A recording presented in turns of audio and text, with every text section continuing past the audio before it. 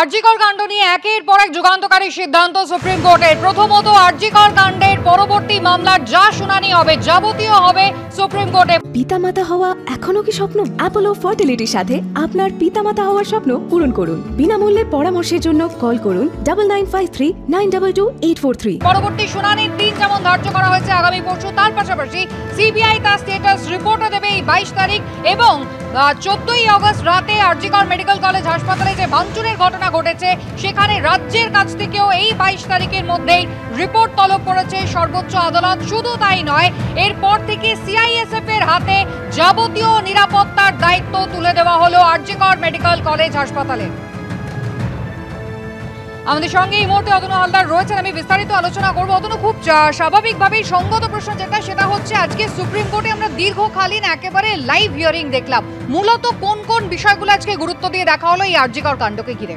দেখো, পুরো বিষয়টা সেটা হচ্ছে তিনটে বিষয় নিয়ে সুপ্রিম কোর্টের কাছে আবেদন হয়েছিল এবং তার সেই মামলারই আজকে সুপ্রিম কোর্টের প্রধান বিচারপতির বেঞ্চ শুনানি করেছে। এই তিনটে বিষয় কি? প্রথমত তোমায় জানিয়ে রাখি, দুজন আইনজীবী এবং একজন চিকিৎসক তারা চিঠি লিখে এই ঘটনায়, আরজিকরের ঘটনায় স্বতঃপ্রণোদিত মামলা রুজু করে এই গোটা বিষয়টায় হস্তক্ষেপ করার জন্য সুপ্রিম কোর্টের আবেদন করেন দুজন আইনজীবী এবং একজন চিকিৎসক। এই আবেদনে মূলত কী ছিল? আবেদনে মূলত তিনটে বিষয় ছিল। একটা হচ্ছে যে সারা দেশ জুড়ে, শুধু আরজিকর নয়, চিকিৎসকরা বিভিন্ন সময় বিভিন্ন ঘটনায় চিকিৎসক এবং স্বাস্থ্যকর্মীরা তারা আক্রান্ত হচ্ছেন এবং সারা দেশ জুড়ে বিভিন্ন জায়গায় তারা নিরাপত্তাহীনতায় ভুগছে, ফলে এই ব্যাপারে সুপ্রিম কোর্ট কোনো একটা ব্যবস্থা নিক। দ্বিতীয় ছিল যে এই আরজিকর হাসপাতালে এরকম একটা রেপ অ্যান্ড মার্ডারের ঘটনা ঘটার পরেও সেখানে যেভাবে ভাঙচুরের ঘটনা ঘটেছে তাতে যেন সেখানে কেন্দ্রীয় বাহিনী মোতায়েন করে সেখানকার স্বাস্থ্যকর্মীদের মধ্যে একটা কনফিডেন্স বিল্ড আপ করার চেষ্টা করা হয়, কনফিডেন্স যাতে সেখানকার স্বাস্থ্যকর্মীদের ফিরিয়ে আনার চেষ্টা করা হয়। 3 নম্বর কী ছিল? 3 নম্বর ছিল যে এই রেপ অ্যান্ড মার্ডারের এই যে মারাত্মক ঘটনাটি ঘটেছে, হাসপাতালের মধ্যে একজন কর্মরত চিকিৎসককে যেভাবে রেপ অ্যান্ড মার্ডার করা হয়েছে, তাতে এই ঘটনায় যেন সুপ্রিম কোর্ট ইন্টারভেন করে, সুপ্রিম কোর্ট গোটা বিষয়টা যেন হস্তক্ষেপ করে। আজকে সুপ্রিম কোর্টের প্রধান বিচারপতি ডিভিশন বেঞ্চ এই তিনটে বিষয় তারা তিনটে সিদ্ধান্ত নিয়েছেন। প্রথম বলি, সবথেকে বড় সিদ্ধান্ত, আরজিকর হাসপাতালের পুরো নিরাপত্তার দায়িত্ব তুলে দেওয়া হলো কেন্দ্রীয় বাহিনীর হাতে, সিআইএসএফের হাতে। কেন সিআইএসএফ? তার কারণ তুমি জানো যে এই ধরনের কাজে সিআইএসএফের পারদর্শিতা রয়েছে, যে বিভিন্ন ইন্ডাস্ট্রিয়াল সেক্টরে, বিভিন্ন ইন্ডাস্ট্রিয়াল জোন, এয়ারপোর্ট, এই ধরনের যেগুলো পাহারা দেওয়ার দায়িত্ব, সেইগুলোর নিরাপত্তা এনশিওর করার ক্ষেত্রে সিআইএসএফের পারদর্শিতা রয়েছে এবং সেই কারণেই এইখানে এই আরজিকর হাসপাতালের নিরাপত্তার দায়িত্ব সিআইএসএফের হাতে তুলে দেওয়া হলো।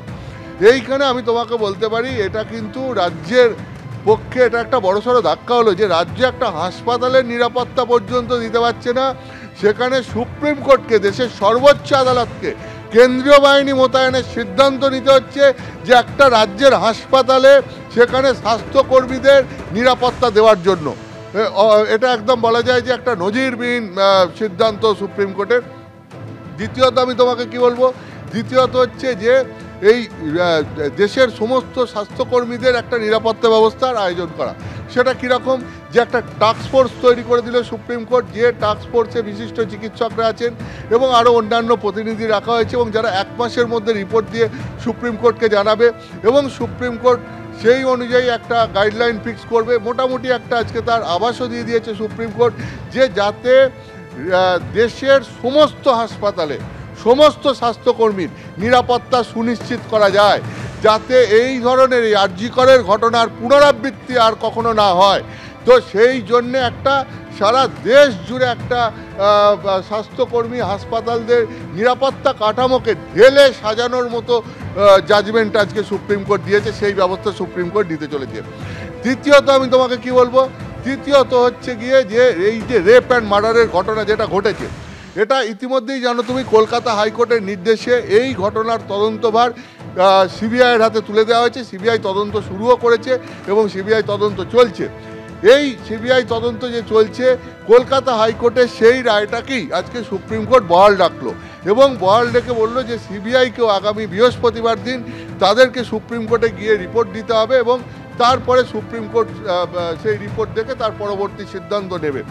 এর বাইরে তোমাকে আরেকটা জিনিস বলে রাখি যে আজকে সুপ্রিম কোর্ট আরেকটা বলেছে যে যেরকম তার মধ্যে দুটো পার্ট আছে। এক হচ্ছে যে এই চিকিৎসকদের যে আন্দোলন, স্বাস্থ্যকর্মীদের যে আন্দোলন বা এই ধরনের এই ঘটনাকে কেন্দ্র করে শান্তিপূর্ণ যেসব আন্দোলন চলছে সেখানে যেন রাজ্য বল প্রয়োগ না করে, সেখানে যেন রাজ্য বল প্রয়োগ না করে, অর্থাৎ এই আন্দোলনগুলো একটা নির্দিষ্ট কারণে হচ্ছে এবং সেই জায়গায় রাজ্য যেন বল প্রয়োগ না করে, এটা আজকে সুপ্রিম কোর্ট মন্তব্য করেছেন। সেই সঙ্গে সঙ্গে অবশ্যই সুপ্রিম কোর্টের এই আবেদনও রয়েছে যে সমস্ত চিকিৎসকরা কর্মবিরতিতে রয়েছেন তাদের কর্মবিরতি ফিরিয়ে নেওয়ার জন্যও সুপ্রিম কোর্ট আবেদন করেছে।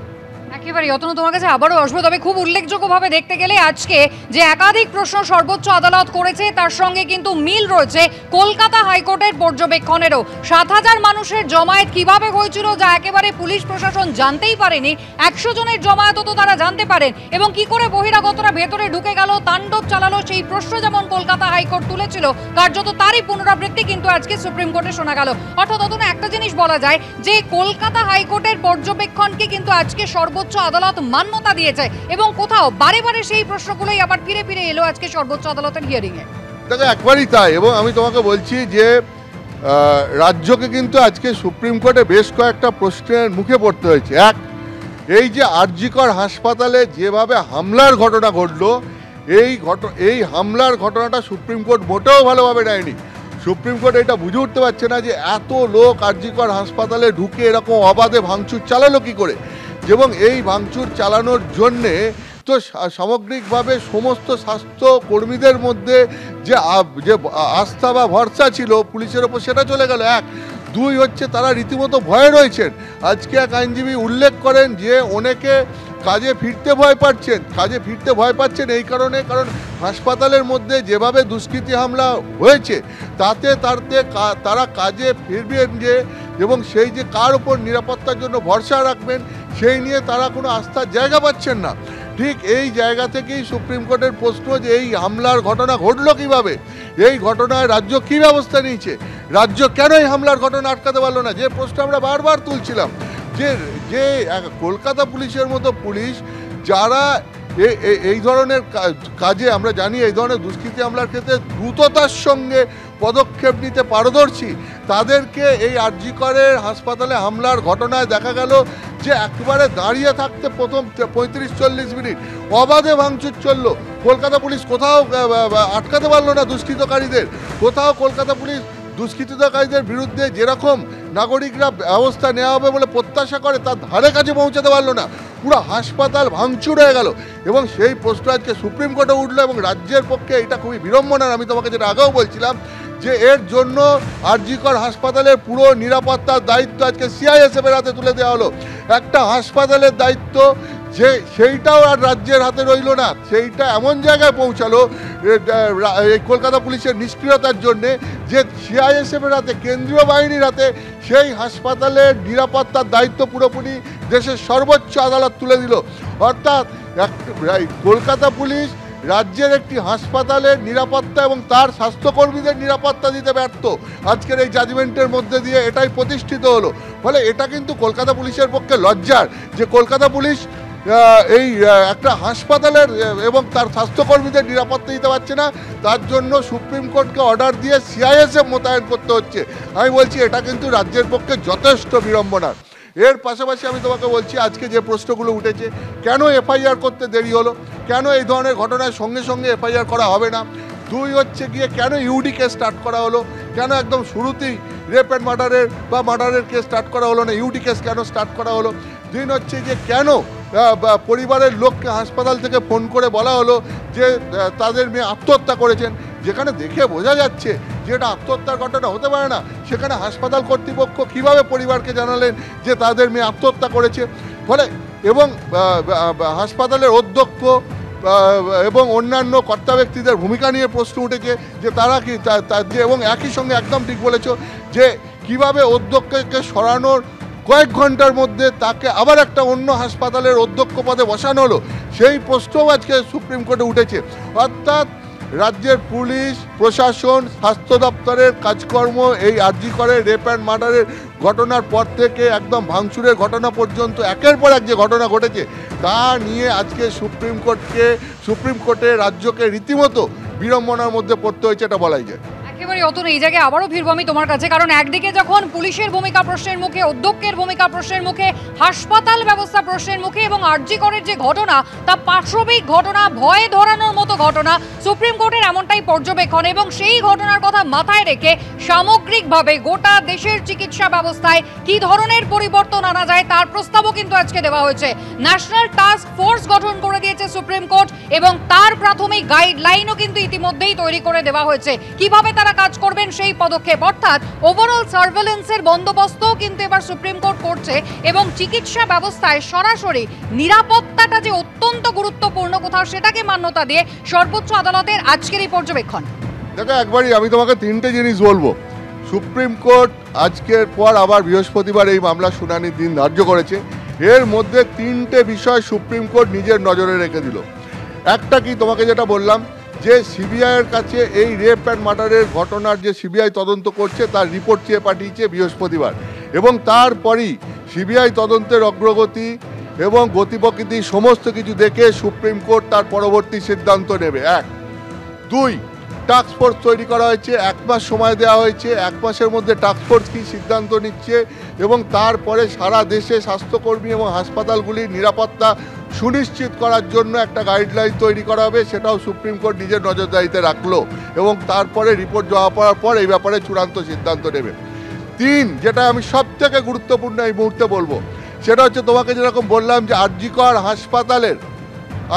হাসপাতালের নিরাপত্তার দায়িত্ব ইতিমধ্যেই যেরকম সিআইএসএফের হাতে দেওয়া হয়েছে, ঠিক একইভাবে আরজিকর হাসপাতালের এই ভাঙচুরের ঘটনায় পুলিশি তদন্ত কত দূরে গিয়েছে, রাজ্য কি ব্যবস্থা নিয়েছে, তাও আগামী বৃহস্পতিবার এই ব্যাপারে রাজ্যের কাছ থেকে রিপোর্ট চেয়ে চাওয়া হয়েছে যে রাজ্য এই আরজিকর হাসপাতালের ভাঙচুরের ঘটনা কেন আটকাতে পারেনি এবং তারপরে কি পদক্ষেপ তারা এখনো পর্যন্ত নিয়েছে এই আরজিকর হাসপাতালের ভাঙচুরের ঘটনায় ভাঙচুরকারীদের বিরুদ্ধে। এই সমস্ত কিছু রাজ্যকে রিপোর্ট দিয়ে সুপ্রিম কোর্টে জানাতে হবে এবং সুপ্রিম কোর্ট সেই রিপোর্ট দেখার পর তার পরবর্তী সিদ্ধান্ত নেবে। সেক্ষেত্রে আরও কোনো কঠোর সিদ্ধান্ত অপেক্ষা করছে কিনা সেটা আমরা এখনই বলতে পারবো না, সেটা বৃহস্পতিবার সুপ্রিম কোর্টে রিপোর্ট জমা পড়া, রাজ্যের রিপোর্ট জমা পড়ার পর সুপ্রিম কোর্ট সেই রিপোর্ট খতিয়ে দেখে কি সিদ্ধান্ত নিচ্ছে তা দেখার জন্য আমাদের অপেক্ষা করতে হবে যে আরজি করের এই ভাঙচুরের ঘটনা এবং তারপরে রাজ্যের যে পদক্ষেপ তাতে আদৌ সুপ্রিম কোর্ট সন্তুষ্ট হয় কিনা এখন সেইটাই দেখার রয়েছে। আগামী বৃহস্পতিবার পর্যন্ত তার জন্য অপেক্ষা করতে হবে। একেবারে অতনু, অপেক্ষা আমাদের করতে হবে। অনেক ধন্যবাদ আমাদের সঙ্গে কথা বলার জন্য। সুপ্রিম কোর্টের করা পর্যবেক্ষণ, সুপ্রিম কোর্টের করা নির্দেশ, ইতিমধ্যেই ন্যাশনাল টাস্ক ফোর্স গঠনের সিদ্ধান্ত যেমন দেওয়া হয়েছে তার পাশাপাশি কিন্তু খুব উল্লেখযোগ্যভাবে আরজিকর মেডিকেল কলেজ হাসপাতালে সামগ্রিক নিরাপত্তার দায়িত্বভার তুলে দেওয়া হয়েছে কেন্দ্রীয় বাহিনীর হাতে, সিআইএসএফ এর হাতে।